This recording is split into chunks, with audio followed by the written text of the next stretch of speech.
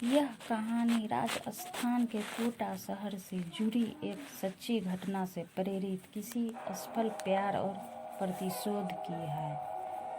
सपना सलोनी और उनके मासूम दोस्तों की दास्तान है, जो समय के दुष्ट चक्र में फंस गए और उस मोड़ पर आके थम गए जहां मौत उनका इंतजार कर रही थी।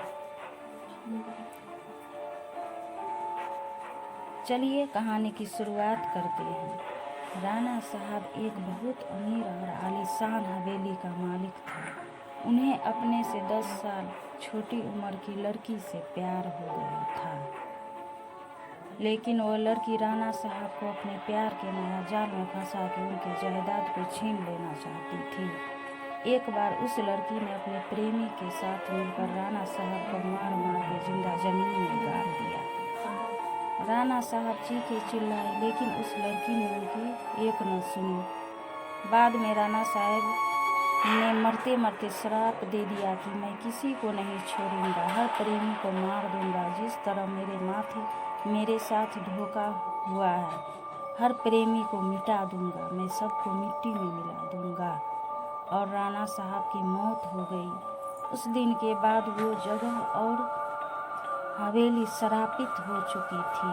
वहाँ जो भी जाता था वो कभी वापस नहीं आ पाता था।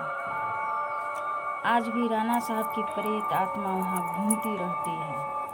कुछ दिनों के बाद उस हवेली पे एक प्रेमी कपल वहाँ पे घूमने के लिए आए, सपना और रजत। उन दोनों की सगाई हो चुकी थी, लेकिन शादी करनी बाकी थी। सपना अपने घर में किसी को कुछ बताए बिना रजत के साथ आई थी। सपना और रजत मजाक मस्ती में उस जगह पहुंच गए जहां पे राणा साहब को जिंदा दफन कर दिया था।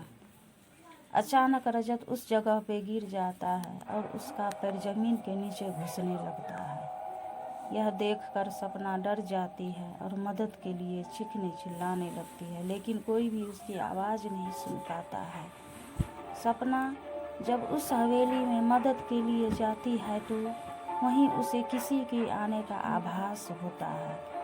उसी वक्त तुरंत सपना गिर जाती है और कोई उसका पैर पकड़कर उसी जगह पर खींच के ले जाते हैं जहां राणा साहब और रजत दफन हुए थे।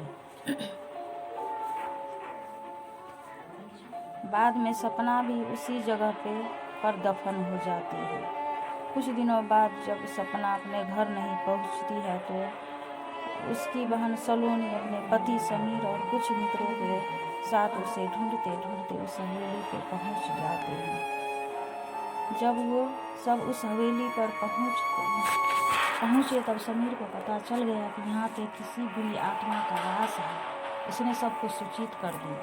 उसी रात को उन सभी के साथ कुछ अजीबोगरीब घटनाएं होने लगती हैं, जैसे कि नल से पानी टपकना, अपने बेडरूम में मिट्टी का आ जाना, रूम की खिड़की अपने आप हिलने लगना, किसी के रोने की और चिल्लाने की आवाज़ आना।